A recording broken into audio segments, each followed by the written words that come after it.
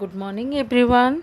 आज आम ग्रामर रो पार्ट्स ऑफ स्पीच पढ़ा। पार्ट्स ऑफ स्पीच माने पद है। आमर ओडिया रे 5टा पद अच्छी आम जाने, किंतु इंग्लिश रे 8टा पद अच्छी। बुझे ना parts of speech. When we write or speak anything we use sentence because a sentence is the basic unit of speech है। आम जिते किसी लिखती कि कहती से आम वाक्य व्यवहार करती, कारण वाक्यटा हूँ आम बेसिक यूनिट स्पीच रो पद माने कहिबार। तापर ए sentence is made up of one or more than one words. We use the words in a sentence in a particular order. Otherwise it cannot be meaningful. आमे पूर्वर पढ़ी सारी जे गोटे माने सेंटेंसटा आमर गोटे वर्ड रे हे पारे बा गोटे रु अधिक वर्ड रे आमे सेंटेंस कहि पारंती, किंतु से सेंटेंसटा आम गोटे पर्टिकुलर ऑर्डर रे गोटे क्रम अनुसार पर्टिकुलर क्रम अनुसार गोटे निर्दिष्ट क्रम अनुसार आम यूज करती व्यवहार करते, नहले सेटा मीनिंगफुल हो पारिबो नाही। आम जदि निर्दिष्ट क्रम अनुसार आम गोटे सेंटेंसटे वाक्यटे व्यवहार कले ताहले एटा मीनिंगफुल हेबो। When we have made a meaningful sentence by using words in the right order we can see that each words used has a particular function in the sentence। गोटे निर्दिष्ट कार्य होता है सेंटेंस रे कौन सी वर्ड्स रो function भित्ति जदि सेठी को पार्ट्स ऑफ स्पीच बा तार पद जानी हुए सेंटेंस रे व्यवहृत न होइतबा पर्यंत कौन सी वर्ड पार्ट ऑफ स्पीच हबो नहीं। गोटे वर्ड भिन्न भिन्न सेंटेंस रे निज कार्य दृष्टि भिन्न भिन्न पार्ट्स ऑफ स्पीच हो पारे। There are 8 parts of speech in English. आमर इंग्लिश रे 8टी पद अच्छी।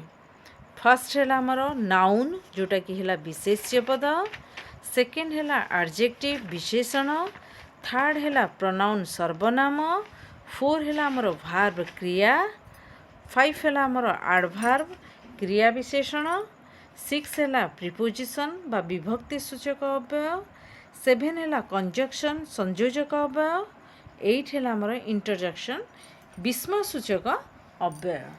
बुझेगा आमर यहीपरि भाव में 8टा पार्ट्स ऑफ स्पीच अच्छे। तो आम प्रति पार्ट्स ऑफ स्पीच रो जस्ट टिके टिके आम जस्ट जानिबा। प्रथमे आमर आसिला नाउन विषय। नाउन है आमर विशेष्य।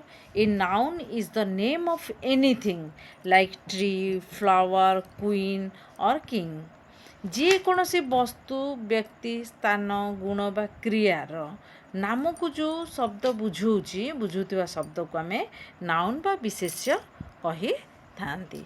तो यहाँ है आमर नेम ऑफ एनीथिंग जे कौनसी थर ना, से गछर ना हो, फूलर हो, राजा राणी, जे कौनसी मनुष्य व्यक्तिर ना हो, वस्तुर ना हो, स्थानर ना हो कि गुणर ना हो कि क्रियार ना हो, जे कौनसी ना को बुझेला सेटा है आमर नाउन बा विशेष्य पद। तापर आमर आसिला एडजेक्टिव।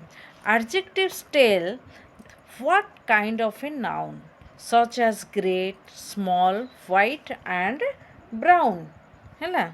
आमर एडजेक्टिवटा कौन करा जाए ना विशेष्य पदर माने आमर गुण को बुझे, माने आमर विशेष्य पदर गुण को बुझाए है। कौ प्रकार सी what kinds of a noun विशेष्य पदटी कौ प्रकार तार से तार गुण को बुझो बा अवस्था को बुझो बा संख्या बा परिमाण जहाँ को भी बुझो से कौ प्रकार ताकू कह जामर एडजेक्टिव बा विशेषण बोली कह जाए। जमती कि आमर है great, small, white, brown colour को बुझे पारे, से छोट बड़ तार साइज को बुझे पारे, जे कौन सी जिनस को से बुझे पारे। तेणु यहाँ है आमर एडजेक्टिव बा विशेषण पद।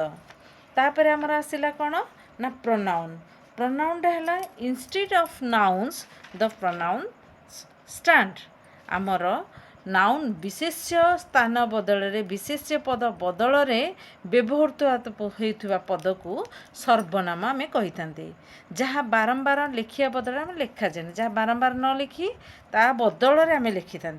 गोटे ना को विशेष्य पद को बारंबार न लिखी ता बदल आम प्रोनाउन बा सर्वनाम लिखी था। जमती कि you she paints, his nose my hand यही टाइप्र सब है आमर यहाँ आमर विशेष्य पद बदल आम प्रोनाउन बा सर्वनाम को बुझे था लिखि था बदल तापर आमर आसला भार्ब बा क्रिया है आमर क्रियाटा है कौन verb tells of something to be done गोटे आमर कौन करागला कर्ता जहाँ करे बा जो पद द्वारा किसी कार्य होइथिबार जଣା पड़े ताकू आमे क्रिया कुहा जाए है जमती कि read to read write to walk और रन दौड़ा खेलिबा पढ़िबा लिखिबा गुड़ाक सब क्रिया माने कर्ता कौन करुच्ची दौड़ुची खाऊची खेलुची यही टाइप्र आमर जिते शब्दटा व्यवहार होची सेटा कुहा जाए क्रिया बा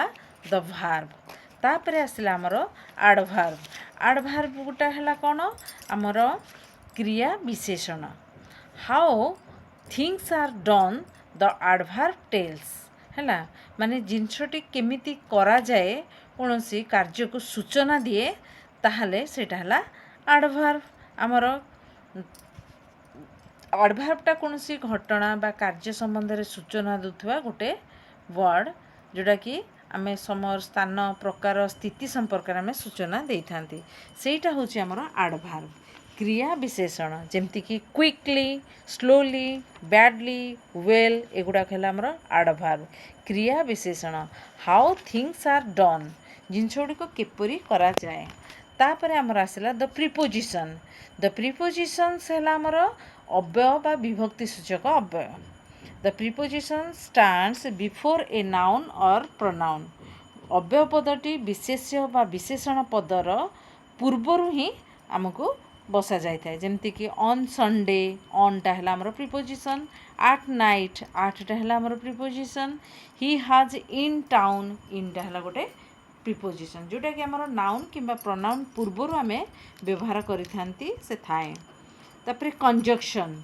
है तापर नेक्स्ट आमर होची कंजक्शन कंजक्शन आमर कौन था अच्छी ना conjunctions are words that work as a link है ना कंजक्शनटा गोटे वर्ड शब्द को शब्द जोग करवा वाक्य गुड़ी को जोग करने आम जो संयोजक अव्यय पद बा कंजक्शन व्यवहार करते तेणु कंजक्शन है संयोजक अव्यय गोटे वाक्य गोटे गोटे गोटे वर्ड रु माने जॉइनिंग वर्ड्स बा सेंटेंस गोटे सेंटेंस बा केते गोटे वर्ड को जॉइन करने आम संयोग करने जो पदटा व्यवहार करती से आमर संयोजक अव्यय पद जमती कि एंड लगाती आम or but because are most common I think एगुड़ाक सब आमर साधारण आम व्यवहार करते सबुठार कॉमन जिनस आमर कंजक्शन टी व्यवहार करती एंड व्यवहार करती वाक्य को शब्द जोड़ापी हो बा वाक्य को वाक्य जोड़ापी एंड और बट आउ बिकज यहीपरि शब्द सब आम व्यवहार करते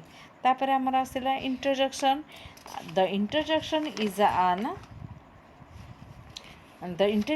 is an express of surprise है आमर सरप्राइज को एक्सप्रेस कराए है माने आश्चर्य को आमर करें जमती ओह ah my goodness how wise यहीपरि भाव में आमर जिते व्यवहार करते आमर इंटरजेक्शन तापर आमर आसीबो नेक्स्ट है these are the 8 parts of speech which very nicely this books will teach एटा हूँ आमर 8टा प्रकार आमर पार्ट्स ऑफ स्पीच माने पद ये पद गुड़िक आम ये बहीटी आम एत सुंदर भाव में तापर आम प्रतिटी जिनस को पार्ट बाय पार्ट जाना एवं आम खाली जो 8टा पार्ट जानले जस्ट हल्का फुल्का आम सब जिनस गुड़ाक जानीदे कौन कर आम 8टा प्रकार और से गुड़ाक क्या को बुझाऊँगी बर्तमान से गुड़िक आमर तो सरीगला आम जानीपारे नेक्स्ट तापर आम गोटे गोटे जिनस को प्रतिटी जिनस को केमती तार प्रकार भेद कौन अच्छी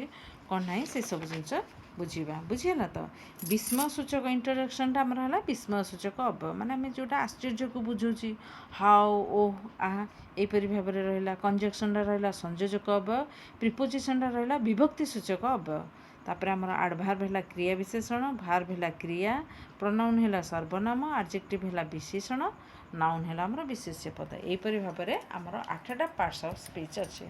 तो पिला माने आपको मन रखिबो, बारंबार पढ़िले गुड़ाक मन रहिबो, ता डेफिनेशन गुड़ा मन रखिबो, काहाको कुहा जाए ता विषय पढ़िबो। Thank you.